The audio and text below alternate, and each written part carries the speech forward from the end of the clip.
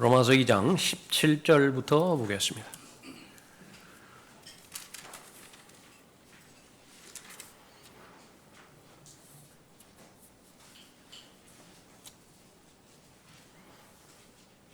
로마서 2장 전체가 모든 인류가 하나님의 심판 아래에 있고 또 죄 아래에 있다라고 하는 사실을 말해주고 있는데 16절까지는 주로 이방인들이 죄 아래에 있고요, 하나님의 심판 가운데 있다라고 하는 부분을 말씀해 주고 있고, 또 17절부터 마지막 절까지는 특별히 유대인들, 로마에 있는 유대인들을 겨냥해서 말하는 것이지만 모든 유대인들에게 해당되어지는 것입니다.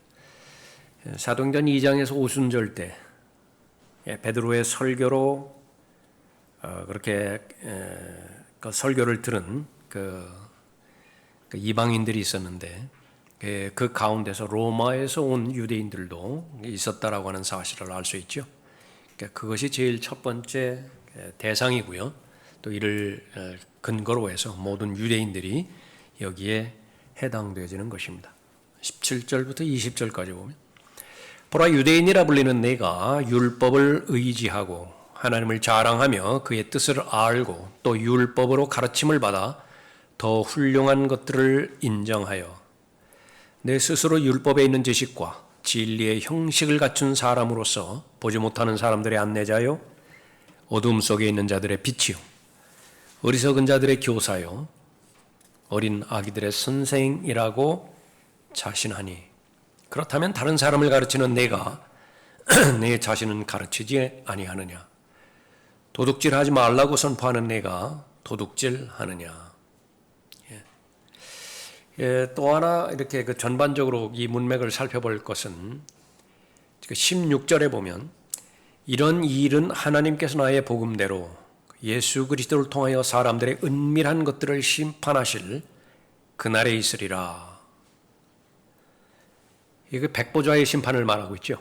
그러니까 백보좌의 심판에서 심판받게 되어질 이방인들과 유대인들을 말하고 있는 부분입니다. 이것이 나중에 가보면 28절에 보십시오. 표면적 유대인이 유대인이 아니요 표면적 육체의 할례가 할례가 아니라 내면적 유대인이 유대인이요 할례는 마음의 할례니. 여기서 내면적 유대인이라고 이렇게 나오는데, 이 부분들을 거의 대부분의 다른 곳에서 이것을 그리스도인으로 그렇게 받아들이는 잘못을 범하고 있습니다. 이 문맥에서는 신약의 구원과는 상관이 없어요. 신약의 구원과는 관계가 없습니다. 여기서 표면적 유대인, 그것은 바로 율법을 받은 유대인들이고요, 아브라함의 육체적인 씨를 가진 유대인들을 표면적 유대인이라 그렇게 말하고 있고, 내면적 유대인은 뭐냐면 구약에서 말하는 것처럼 자신의 의지를 하나님 앞에 드림으로 인해서 그 율법을 순종하는 유대인들을 말하는 것입니다. 그리고 더 나아가서 이제 신약적 교리에 적용해서 마음의 할례다, 골로새서 2장에서 나오는 그리스도의 할례를 그렇게 적용할 수 있습니다. 그리스도의 할례를 적용하는 것은 두 번째입니다.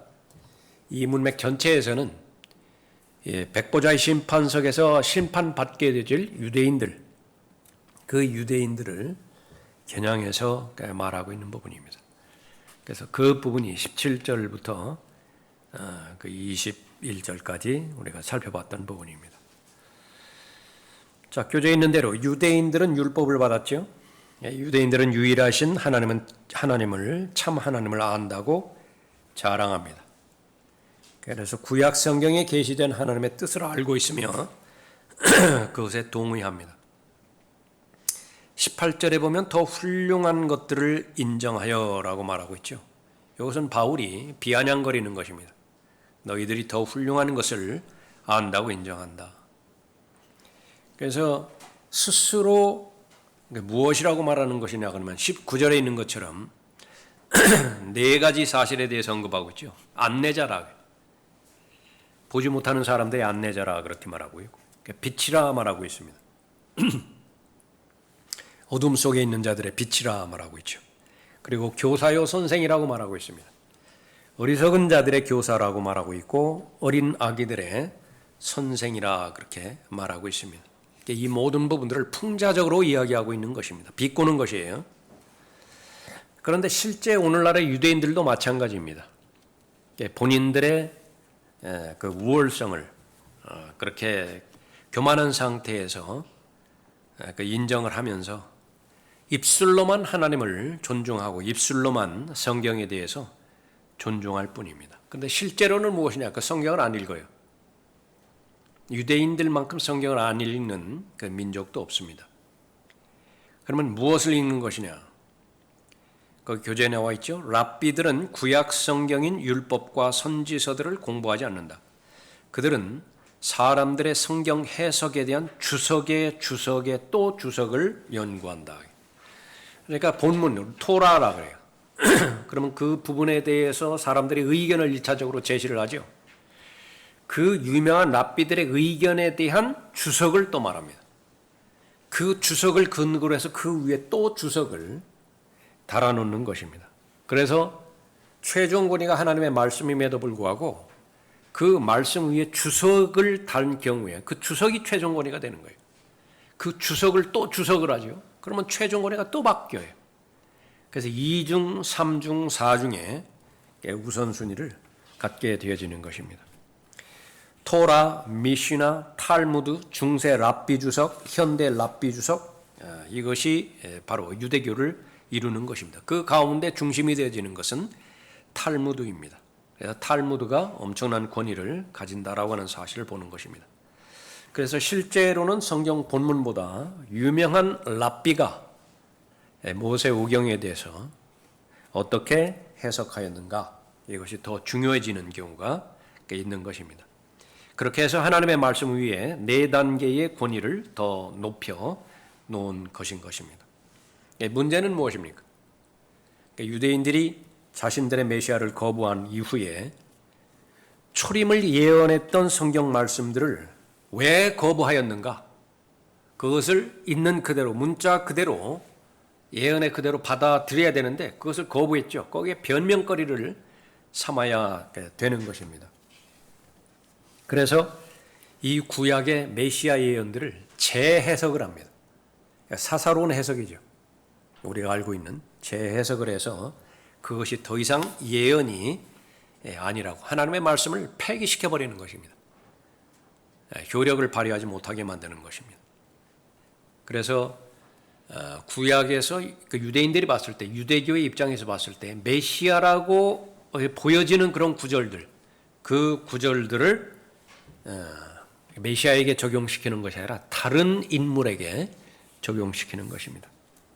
예가 몇 가지 나와 있죠. 이사야 7장 14절에서 보라, 한 처녀가 임신하여 한 아들을 낳으리니, 이건 너무나 분명합니다. 이건 처녀 출생이고요, 동정녀 출생을 말하는 것이죠.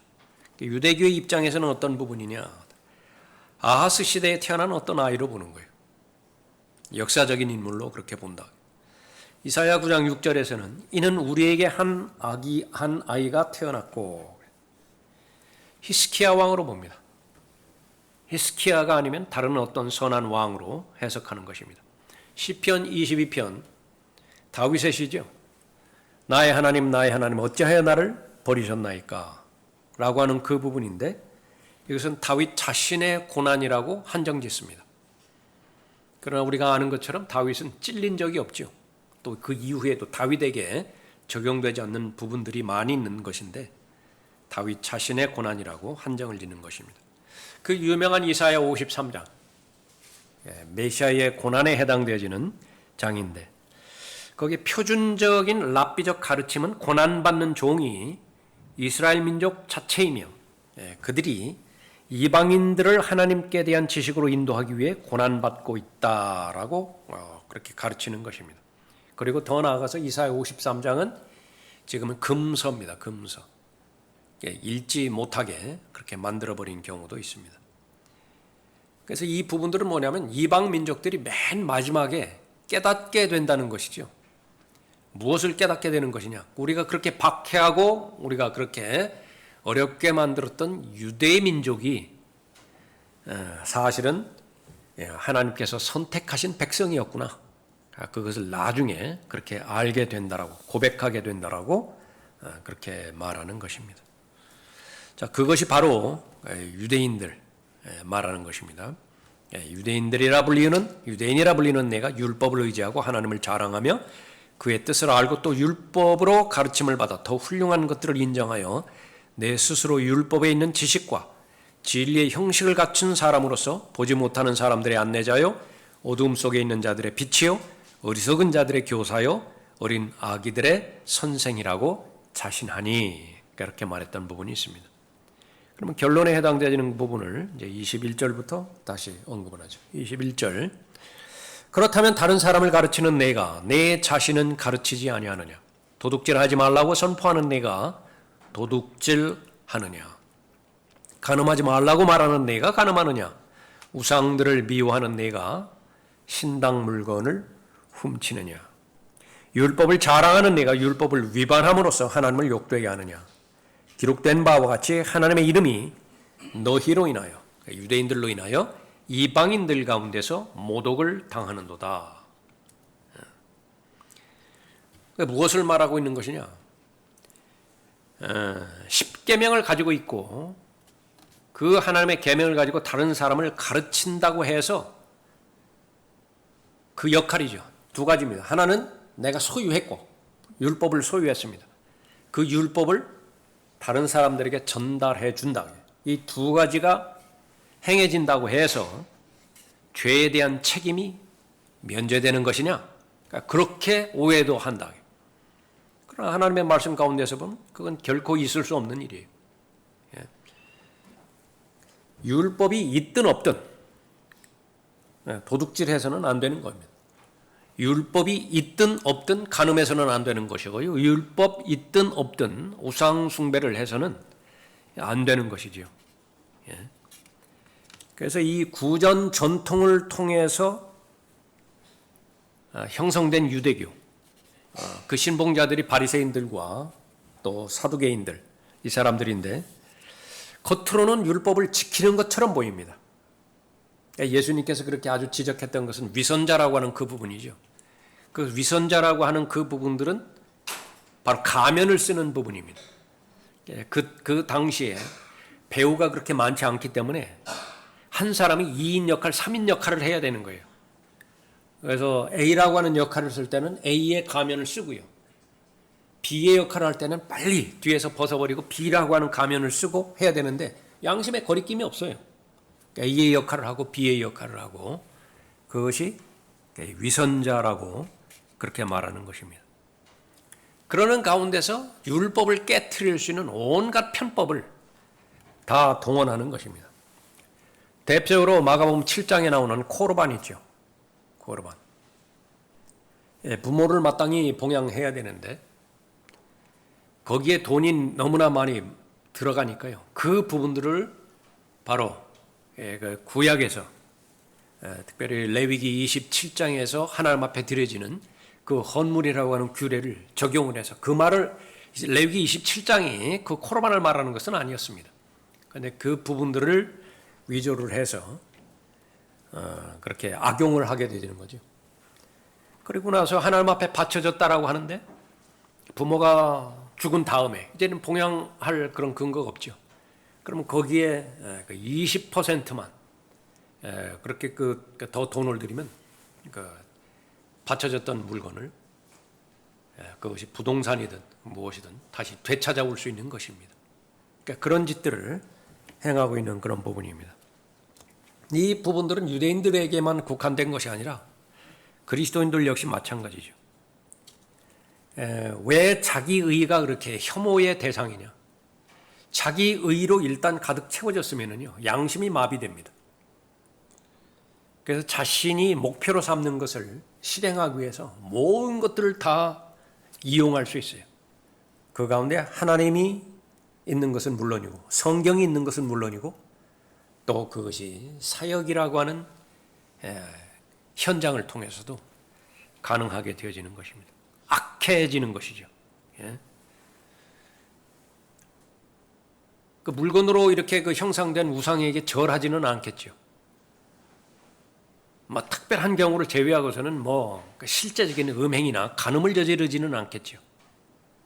그러나 자신의 종교적인 목표, 그 열성을 성취하기 위해서, 다시 말하면 자신의 사역을 키우기 위해서, 사역을 키운다라고 하는 것은 자신의 그 권세, 교계의 권세 있잖아요. 그리고 돈이 따르잖아요. 그러니까 그 부분들을 키우기 위해서 동원할 수 있는 모든 비열한 짓들을 다 동원하게 되는 것입니다. 성경에서는 단호하게 말합니다. 그 탐심이에요. 탐심은 우상 숭배와 전혀 다를 것이 없는 것이죠. 그것이 바로 21절에서 언급하고 있는 그런 부분입니다. 내가 네 자신은 가르치지 않느냐? 다른 사람을 가르친다고 하는데 내 자신은 가르치지 않느냐? 도둑질하지 말라고 선포하는 네가 도둑질하는 것이냐? 하나님의 것들 도둑질하는 것은 다 도둑질하는 것이라.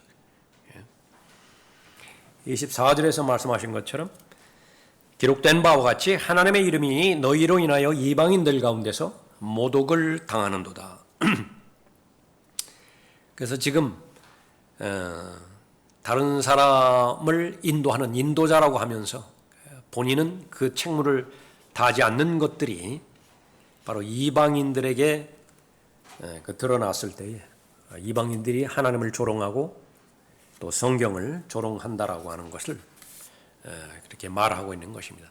한 예가 거기 다윗이 밧세바와 간음했던 부분이죠. 구약의 예는 다윗이 밧세바와 간음하고 그녀의 남편을 죽게 만들었을 때이다. 사무엘하 12장 14절에서 선지자 나단이 책망하는 말이죠. 이 행실로 인하여 왕이 주의 원수들에게 하나님을 모독할 큰 구실을 주었으니, 이것이 본질입니다. 본질을 잘 알아야 돼요. 죄에 대하여라면 저들이 나를 믿지 않기 때문이요. 그것이 죄의 본질입니다. 그 죄로 말미암아서 이제 부도덕한 비윤리적인 결과들이 드러나게 되어지는 거죠. 마찬가지입니다. 내가 하나님 앞에 범죄했을 때에 자백의 본질은 무엇이냐? 무엇을 자백하죠? 초신자 때는 그냥 넘어갈 수 있습니다. 모르니까 상관없어요. 그러나 성경을 공부했다라고 한다면 본질이 뭐예요? 본질이. 내가 하나님 앞에 불순종하고 내가 범죄를 저질름으로 인해서 하나님의 원수인 마귀에게 틈을 준 거예요. 틈을 주었다. 그러니까 틈을 주었다라고 하는 것은 나는 하나님의 유용한 도구로 쓰임을 받아야 되는데 내가 범죄함으로 해서 마귀에게 틈을 줬다면 그 틈은 교두보를 내준 꼴이 돼버린 것입니다. 그러니까 나의 약점이 지금 잡혀버린 거예요. 악의 세력이.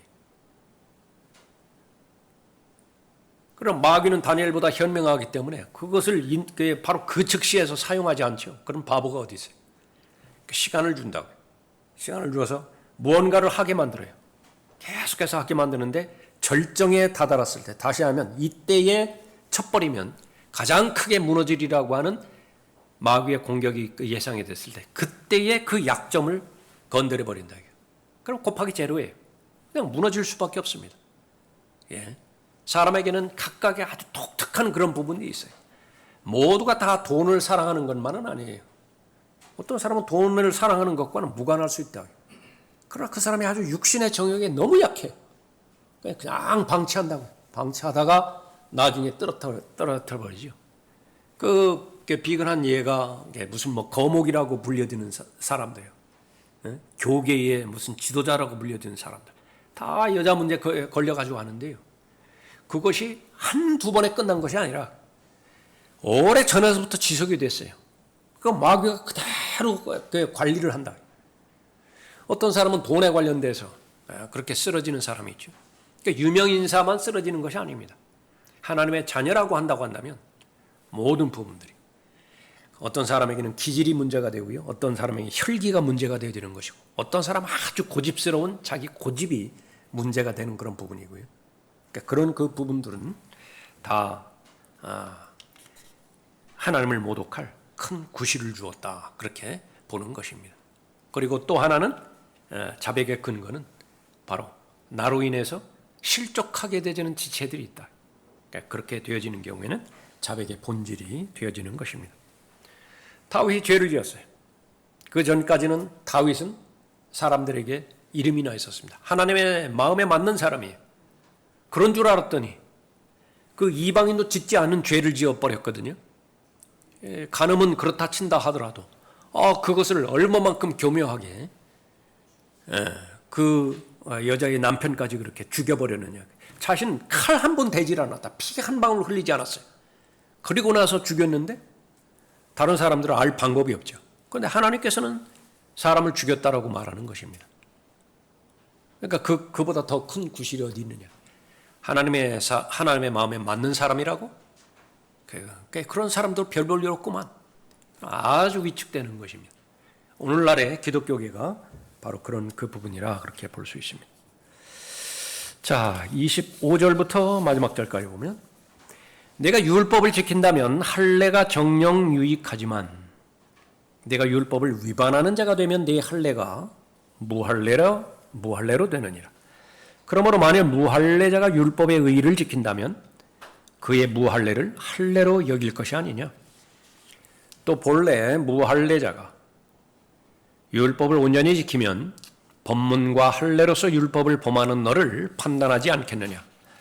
표면적 유대인이 아니요 표면적 육체의 할례가 아니라 내면적 유대인이요 할례는 마음의 할례이니 영에 있고 법문에 있지 않은 것이라. 그들의 찬사는 사람들에게서가 아니라 하나님에게서니라. 계속해서 바울은 유대인들을 강하게 책망하고 있죠. 유대인들이 단지 율법을 가지고 있다고 해서 그것이 곧바로 하늘나라고 하는 티켓을 따놓은 것은 아니다. 그 율법을 가지고 있다는 것은 아무 의미가 없다. 언제 의미가 있는 것이냐? 그럼 그 법을 준행할 때입니다. 순종할 때예요. 그래서 그 유대인이 율법을 지키지 않는다면 자기 양심을 거스르는 이방인보다 나을 것이 없다. 근데 이 부분도 나을 것이 없는 이 상태가 아니라 더 악해진 거예요. 율법이라고 하는 것은 자연적인 계시. 하나님께서 자연적인 계시를 주셨죠. 두 가지를 주셨습니다. 하나는 자연현상이고요. 또 하나는 사람 마음 안에 있는 양심입니다. 이거는 태어나면서 얻게 되지는 것이에요. 본래라고 하는 부분이에요. 자연적으로. 그런데 그것이 자연적인 계시인데 그 자연적인 계시를 초월해서 준 계시가 율법이에요. 하나님의 법을 그렇게 주셨는데 그 초자연적인 계시를 거역했습니다. 거역한 결과 믿지 않는 자들에게 하나님을 모독할 수 있는 구실을 주게 된 것이지요. 하나님께서 치욕스럽게 되셨다. 하나님의 이름이 밟혀버린 것입니다. 그런 부분에 있어서 더 악한 그 상태에 주어진 것입니다. 26절 다시 보십시오. 그러므로 만일 무할례자가 율법의 의의를 지킨다면 그의 무할례를 할례로 여길 것이 아니냐. 유대인들을 할례와 동일시하는 것이죠. 할례 그러면 유대인들이라. 무할례자 그러면 그것은 이방인들이라 말하고 있죠. 할례 창세기 17장부터 시작이 되어지죠. 아브라함에게 주신 표적인데 무엇과 관련된 표적이냐면 씨와 관련된 표적이에요. 씨가 어디서 나오죠? 생식기로부터 나온다. 그 포피를 베어내는 것을 말하는 것입니다. 그러니까 눈으로 확인할 수 있어요. 그러니까 유대인이냐 아니냐라고 하는 것은 바로 눈으로 확인할 때 할례의 여부를 보면 확인할 수 있는 것이죠. 언약입니다. 아브라함의 씨와 맺은 언약이 창세기 17장에서 아브라함에게 주신 언약이에요. 그런데 그것이 바로 율법을 준행하느냐 준행하지 않느냐 또 구원을 받았느냐 구원을 받지 않았느냐에 그 관련돼서 볼 때 신약에서의 결론은 뭐냐면 할례 자체는 아무것도 아니라고 결론을 내립니다. 고린도전서 7장 19절에서 말씀하고 있죠. 할례를 받는 것도 아무것도 아니며 할례를 받지 아니하는 것도 아무것도 아니로되 말씀하고 있습니다. 그래서 이 할례를 받는 것은 이방인들과 구분이 되어진다. 그거 외에는 아무것도 아니에요. 그래서 인류를 둘로 나눌 때 유대인과 유대인이 아닌 민족, 이방인으로 나타나는데 그것이 바로 이제 할례를 받았느냐 받지 않았느냐 그것을 말하는 것입니다. 할례는 단지 유대인들이 하나님의 언약으로 인해 다른 이방 민족들과 구별되었다는 육체적인 표시에 불과하다. 중요한 것은 유대인이든 이방인이든 할례자든 무할례자든 하나님께서 하라고 말씀하신 것을 행하는 것이다. 유대인에게 행하라고 한 것을 행하면 돼요. 이방인들도 마찬가지입니다. 하나님께서 행하라고 하는 것을 행하면 되는 것인데 할례를 받았다는 그 부분이 어떤 특권 의식을 지닌 것이 아니다라고 하는 것입니다. 그러므로 유대인에게 있어서 할례는 그가 율법을 지킬 때에만 유효하다, 유익하다 그랬습니다. 자, 할례가 상징하는 언약이 17장에 나오는데, 창세기 17장에 나오는데 대전제가 있습니다. 1절인데요. 나는 전능한 하나님이라. 내 앞에서 뭐 하라고요? 행하라. 내 앞에서 행하라. 행할 때의 할례가 의미가 있는 것입니다. 그리고 너는 온전하라. 그런 말씀으로 시작된다 그랬습니다. 그러므로 유대인이 이 언약의 조건을 어긴다면 할례는 아무 의미가 없게 된다. 그래서 바울이 유대인들에게 말하는 것입니다. 네가 율법을 위반하는 자가 되면 네 할례가 무할례로 되느니라. 그런데 여기서 내적으로 무할례라고 하는 상태를 바울이 이렇게 말하는 것인데 이 부분은 공격의 대상이 바울이 새로운 정의를 지금 말하는 것이다. 그렇게 공격도 하거든요, 유대인들이. 그런데 그것은 새로운 것을 말하는 것이 아니에요. 다 구약에 있는 내용들입니다. 구약에서 하나님께서 하신 말씀을 신약의 상황에 지금 그대로 적용하는 부분입니다. 그 신명기 10장 16절 나왔죠. 그러므로 너희 마음의 포피를 할례하고, 여기 마음의 포피라고 하는 개념이 벌써 나왔다 그 말이에요. 이것은 내적인 할례를 말하는 것입니다. 마음의 포피를 할례하고 더 이상 목을 굳게 하지 말라. 이렇게 명령하신 분이 하나님 바로 자신이에요. 그런데 이 부분과 관련돼서 여러분이 알고 있는 골로새서 2장 11절 이후에 손으로 하지 않은 할례 있죠. 그리스도의 할례, 다시 말하면 육신의 죄들의 몸을 벗어버린 것, 그 결과가 이건 똑같은 개념이 아니에요. 신명기 10장 16절에서 말하는 마음의 포피를 행한다라고 하는 것은 의지를 행사하라고 말해요. 그런데 그리스도인이 구원받는 것, 육신의 죄들의 몸으로부터 혼이 분리되어지는 것은 의지를 행함으로 이루어지는 것이 아니에요. 그것은 예수 그리스도의 보혈이 흘려졌는데 그 보혈을 신뢰할 때에 자동적으로 이루어지는 것이라. 내 행위와는 아무 상관이 없어요. 그 차이를 반드시 두어야 된다.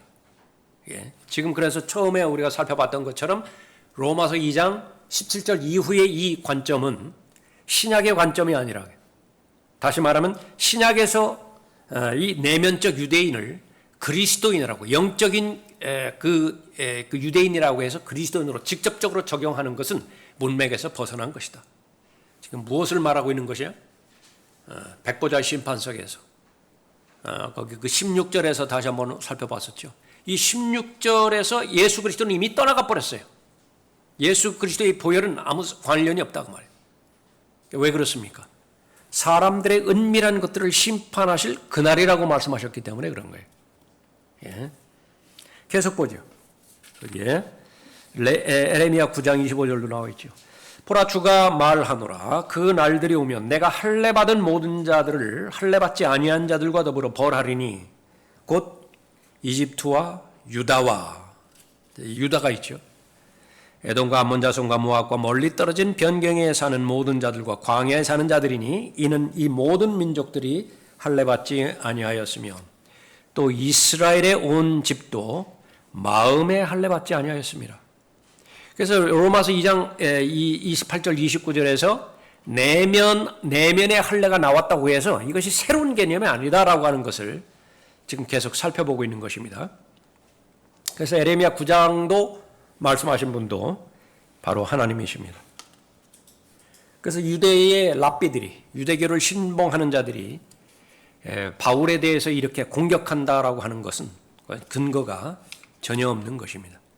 사도행전 24장에서 보면 바울이 고백을 하는데요. 선지서들에서 기록된 모든 것을 내가 믿는다 그렇게 말하고 있습니다. 선지서들 구약이죠. 그러니까 구약에서 지금 이렇게 마음의 그 할례 이 부분을 말하는 것입니다. 하나님의 관점에서 볼 때 만일 어떤 유대인이 마귀처럼 산다면 주께서는 그 유대인을 구원받지 못한 이방인 개와 똑같이 여기신다. 무슨 말이냐? 29절에서 내면적 유대인을 그리스도인이라고 본다라고 한다면 그리스도인이 마귀처럼 산다고 해서 그 사람이 구원을 잃어버리는 것이냐? 그러지는 않죠. 그런데 유대인이 내면적 유대인의 삶을 잘 살다가 자신의 의지를 올바로 행하지 않고 범죄에 계속해서 연루되었다. 그러면 그 사람은 어떻게 되는 것이냐? 지옥 가는 거예요. 유대인이라 하더라도 지옥을 간다라고 말하는 것입니다. 26절에서 그러므로 만일 무할례자가 율법의 의를 지킨다면 그의 무할례를 할례로 여길 것이 아니냐. 율법을 어기는 유대인이 이방인으로 간주되는 것처럼 율법을 소유했는데 지키지를 않았어요. 그러면 이방인과 똑같다. 같은 방식으로 이방인인데 율법을 갖지 않았는데 마음의 양심을 통해서 하나님께서 말씀하신 율법을 지키더라고요. 도둑질하지 않고 간음하지 않고요. 그렇게 된다라고 한다면 그 이방인은 하나님께서 유대인에게 약속하신 영적인 복들을 얻게 될 것이다 라고 하는 말씀입니다. 그의 무할례를 할례로 여길 것이 아니냐. 그래서 하나님께서 다른 민족들 가운데서 유대인 남자들을 부르셨을 때 그들에게 본래 상태에 없는 두 가지를 행하겠다. 이게 본래 상태는 뭐냐 그러면 사람이 태어나자마자 할례 상태가 있는 건 아니죠. 그럼 태어나자마자 자연스러운 상태는 뭐냐면 무할례예요. 때가 되었을 때에 난 지 8일 만에 할례를 행할 뿐입니다. 근데 본래 무할례라고. 그러면 본래의 특성이 두 가지가 있는데 하나는 고린도전서 11장 14절에 있는 것처럼 본성 그 자체에 대해서 다는 부분이죠. 그러니까 머리 기르는 것입니다. 그리고 또 하나는 본래가 무엇이냐면 무할례예요. 근데 둘 다 간섭하셨다. 예. 그래서 첫 번째는 그 남자들은 머리를 짧게 깎지 말아야 했고요. 두 번째는 할례였다. 27절에서 말하는 것처럼 또 본래 무할례자가 율법을 온전히 지키면 법문과 할례로서 율법을 범하는 너를 판단하지 않겠느냐. 예들을 하나 주셨는데 마태복음 12장 41절의 경우입니다. 유대인들이 자기 혈통을 매우 자랑하고 자기 언약들과 약속들을 매우 자랑하지만 언젠가 무할례자인 이방인들이 유대인들을 심판하게 될 것이다 라고 하는 그 예로 말하는 거예요. 심판 때에 니느웨 사람들이 분명히 이방인들이죠. 이 세대 유대인들입니다. 이 세대와 함께 일어나서 이 세대를 정죄하리니 이는 그들이 요나의 전파로 회개하였기 때문이라. 그러나 보라 요나보다 더 위대한 이가 여기 있느니라. 다음 절에서 말했죠. 심판 때의 남방의 여왕, 여기 이방인이죠. 남방의 여왕이 이 세대와 함께 일어나서 이 세대 유대인들을 정죄하리니 이는 이 여인이 그 여인이 솔로몬의 지혜를 들으려고 땅의 맨 끝에서 왔습니다. 그러나 보라 솔로몬보다 더 위대한 이가 여기 있느니라. 그래서 유대인들이 예수 그리스도를 거부한 것 때문에 심판을 받게 되는데 거의 5가지로 심판을 받게 됩니다. 이방인들에 의해서 심판을 받고요. 그 예를 지금 2가지로 살펴봤죠. 마태복음 12장 41절, 42절에서. 또 하나는 모세에 의해서 심판을 받습니다. 요한복음 5장 45절 이후에서 언급한 것처럼 아브라함에 의해서 또 심판을 받습니다. 이 사람들은 자신들이 아브라함의 씨라고 말하는 것인데 그 부분에 대해서 요한복음 8장 39절 이후에서 바로잡아 주시는 거죠. 또 성경에 의해서 바로잡아지고요. 그리고 자기 자신의 입에 의해서 자신이 말한 것이 있다고요. 그것에 의해서 심판을 받게 되는데 마태복음 27장 25절 같은 경우입니다. 그의 피를 우리와 우리의 자손에게 돌리라. 본인이 그렇게 이야기한 거예요. 이게 모든 것이 바로 예수 그리스도를 거부했죠. 그렇기 때문에 심판을 받는 것이다. 자, 28절 이것이 보면 표면적 유대인이 유대인이 아니요 표면적 육체의 할례가 할례가 아니라 내면적 유대인이 유대인이요 할례는 마음의 할례이니 영에 있고 본문에 있지 않은 것이라. 그들의 찬사는 사람들에게서가 아니라 하나님에게서니라 했습니다.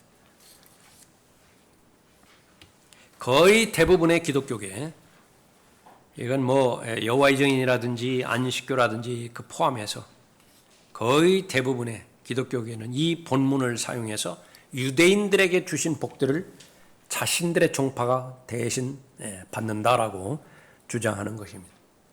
다시 말하면 유대인들에게 주신 모든 복들, 문자적인 복들을 이 두 구절에 의해서 교회가 그렇게 받게 되었다. 그렇게 말하는 것입니다.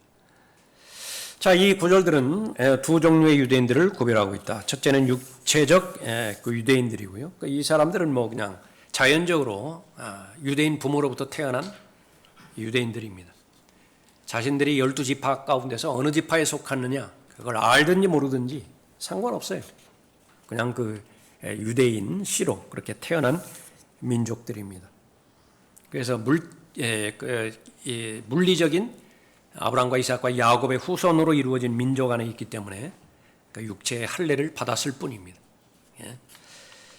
자, 그들의 민족은 율법과 구약 전체를 받았다. 그 다음 장에 보면은 이제 유대인들의 특권 그 가운데 하나가 하나님의 말씀이 주어졌다 말하고 있죠. 자, 그들은 주변의 모든 민족들로부터 육체적으로 구별되었고 가나안 땅을 받았다. 그들은 그 땅으로 쫓겨났다가 다시 회복되었고 두 번째로 쫓겨났다가 또다시 두 번째로 회복되었다. 그 다음에는 이제 9번째는 것이 이방인들인데 육체적인 유대인이 아닌 모든 사람은 다 이방인이에요.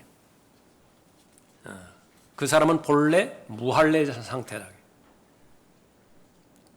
예수 그리스도 밖에서 이 세상에 태어나는 것을 말하는 것입니다. 두 가지를 통해서 하나님을 계시하셨는데 조금 전에 살펴봤던 것처럼 하나는 자연이고요. 또 하나는 그 안에 있는 양심입니다. 이 유대인과 이방인을 살펴봤고 그 다음에 세 번째 부류에 해당되지는 것을 바울이 고린도전서 10장 32절에서 말씀하고 있죠. 유대인에게나 이방인에게나 하나님의 교회에게나 하나님의 교회가 나오죠.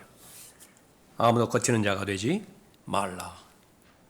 어떻게 하나님의 교회 안에 들어가게 되어지는 것인가? 성령의 사역입니다. 구원받을 때 성령께서 그리스도 밖에 있는 아담 안에 있는 잃어버린 죄인을 그리스도 안으로 넣어주시는 것이죠. 그래서 하나님의 교회는 바로 기록된 대로 육체적 민족이나 인종이 아니다. 그것은 아주 철저하게 영적인 관계입니다. 영적인 할례, 그리스도의 할례, 손으로 하지 않은 할례로 인해서 들어가게 된 것입니다. 갈라디아서 3장 27절에서 유대인이나 헬라인도 없고 그 영적인 관계를 말하는 거예요. 유대인이나 헬라인도 없고 종이나 자유인도 없으며 남자와 여자도 없으니 이는 너희 모두가 그리스도 예수 안에서 하나이기 때문이라. 그래서 구원받을 때 성령께서 몸 안에 들어오시면 내면의 할례를 행하신다. 골로새서 2장 11절에서 손으로 하지 아니한 할례, 그리스도의 할례, 육신의 죄들의 몸을 벗어버린 것, 그 부분을 말하고 있죠. 그 설명해 보면 로마서 2장 29절에서 바울은 마음의 할례에 대해서 말하고 있다. 로마서에서 분명하게 드러나지 않지만 골로새서 2장에 계시된 분명한 사실은 신약에서의 내적인 할례는 그리스도 안에 있는 당신의 위치의 결과이며 그것은 결코 바뀔 수 없다는 점이다. 이 부분이 핵심입니다. 한 번 그리스도의 할례로 받았다라고 한다면 그 상태는 영원히 변하지 않는다라고 하는 것을 말하는 것입니다. 그래서 구원받은 다음에 변하지 않는 것들이 있죠. 구원받은 후에도 변하는 것들이 있죠. 변하지 않는 것들, 그것은 우리의 위치, 지위에 해당되는 부분이라. 하나님의 가족으로 입양되었고 하나님의 아들의 권세를 주었고 하나님의 상속자라고 하는 그 특권이 부여되었고 또 육신의 죄들의 몸으로부터 혼이 분리되어지는 그리스도의 할례를 받았고 이건 변하지 않는 것입니다. 그러나 상태는 계속 변하죠. 그것은 바로 영의 성장을 말하는 것입니다. 어제 나의 영의 상태와 오늘 나의 영의 상태는 다른 거예요. 내일도 다를 것이라고요. 언제까지 그럴 것이냐? 구속의 그날까지 계속 바뀔 것입니다. 예. 그 부분을 말하는 것인데 지금 여기에서 본문에서 말하는 것은 철저하게 구약의 상황을 말하고 있다. 로마서 2장 28절 29절에서 말하는 내면적 유대인이라고 말할 때 이것은 구약적 상황이다. 그러면 구약적 상황이라고 말하는 것은 무엇이냐? 다시 한번 거기 신명기 10장 16절 나왔죠. 그러므로 너희 마음에 포피를 할례하고 더 이상 목을 굳게 하지 말라라고 말하는 것입니다.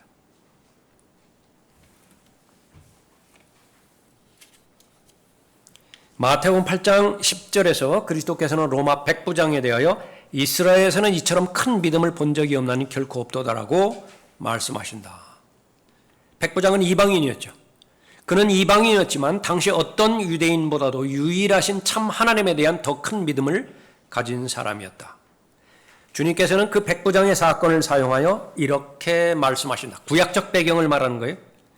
또 내가 너희에게 말하노니 많은 사람들이 동과 서에서 와서 아브라함과 이삭과 야곱과 더불어 천국에 앉으려니와, 하나님의 나라가 아니라 천국이에요. 왕국이라고 말해요. 천국에 앉으려니와 그 왕국의 자녀들, 유대인들입니다. 왕국의 자녀들, 유대인들이라 바깥 흑암에 던져져서, 지옥이죠, 거기에서 울며 이를 갈고 있을 것이라. 그래서 이 부분이 천년 왕국을 지금 설명하고 있는 그런 구절입니다. 그래서 천년 왕국이라고 하는 왕국 안에는 아브라함과 함께 앉는 이방인들도 있다 말씀하고 있죠. 그리고 바깥 흑암에 던져지는 유대인들도 있는 것입니다. 이것은 그리스도의 몸인 교회를 말하는 것이 절대로 아니라, 그리스도께서는 당시의 유대 지도자들에게 너희는 아브라함의 자손이었다면 아브라함의 일을 행하였으리라고 말씀하셨다. 행함이 나오죠. 자손이면 행함. 또한 예수님께서 나사렛에서 말씀하실 때 엘리야 시대의 사르밧 과부와 엘리사 시대의 나아만이라는 두 구약의 예를 사용하시면서 유대인들보다 이방인들이 구원받은 사례를 말씀하셨다. 신약에서, 누가복음 4장에서. 그러므로 구약 시대 전체를 지나 그리스도의 시대에 이르기까지, 그리고 다시 천년 왕국에서도 주님께서는 불순종하는 유대인들은 지옥으로 보내시고 순종하는 이방인들은 구원하실 것이다. 이게 본문이라는 말하는 게 계속 반복해서 언급하는 것이 로마서 2장의 위치가 바로 그 위치다 그 말이에요. 예. 다시 말하면 백보좌의 심판에서 그 기준대로 행할 때에 구원받는 이방인들도 있고 구원받지 못하는 유대인들도 있다. 예. 그것을 말하는 것입니다. 신약에서는 사람이 그리스도와 하나가 되고 그분께 속하게 되면 바울은 그 사람이 아브라함의 영적인 씨라고 말한다. 그래서 아브라함은 두 조상이 되는 것입니다. 물리적인 이스라엘의 조상이 되기도 하고요. 예수 그리스도를 믿는 그리스도인들의 믿음의 조상이 되기도 하죠. 그러므로 너희는 믿음으로 난 사람들이 아브라함의 자손임을 알라. 너희가 그리스도의 것이면 너희는 아브라함의 씨요 약속에 따른 상속자들이니라. 구약의 마음의 할례와 그리스도의 할례의 차이는, 그리스도의 할례는 거듭남의 결과이며 따라서 그것은 의지의 행위가 아니다. 신명기 10장에서 말하는 마음의 할례는 의지의 행위예요. 그러나 골로새서 2장 11절에서 말하는 그리스도의 할례는 의지의 행위가 아니라 거듭남의 결과라. 그것은 율법을 지키는 데 달려있는 것이 아니라 결코 변할 수 없는 그리스도 안에서의 위치, 그 위치에 달려있기 때문이다. 구원의 확신이, 구원의 완전한 보장이 보장되어지는 것이 그리스도의 할례죠. 그래서 그리스도의 할례는 영원한 것이다. 신약에서 당신의 신분은 당신의 상태와 다를 수 있다. 그것을 말하는 것입니다. 그러니까 좀 어려운 부분일 수도 있지만은 여러분들이 충분히 그렇게 소화를 하시고요. 또 이 부분에 대해서 오판을 했을 때에 후천년주의, 무천년주의, 그 부분의 신학을 본질적으로 구분할 수 없게 만드는 부분들이 이 마지막 두 구절입니다. 마지막 두 구절, 이 부분들. 그래서 거의 대부분은 여기 표면적 유대인이 아니요, 내면적 유대인이 유대인이라고 하지 않았습니까? 이 내면적 유대인은 무엇입니까? 그렇게 말했을 때 이것을 영적인 유대인을 말하는 것이고, 그 영적인 유대인이 그리스도인 아닙니까? 그러면 그 다음에 이제 자신들이 주장하는 그 연결고리들이 그냥 논리적이 되어져 버리는 것입니다. 그러나 이 부분은 절대로 그런 부분이 아니다. 그러나 앞으로 가서 영적으로 적용해 보았을 때 이 내면적 유대인이라고 하는 그 부분들을 골로새서에서 언급하는 그리스도의 할례라고 하는 그 부분을 봤을 때 그것은 적용할 수 있지만은 로마서 2장 본문에서는 구약적 배경이다라고 하는 그 부분을 알아야 되는 것입니다.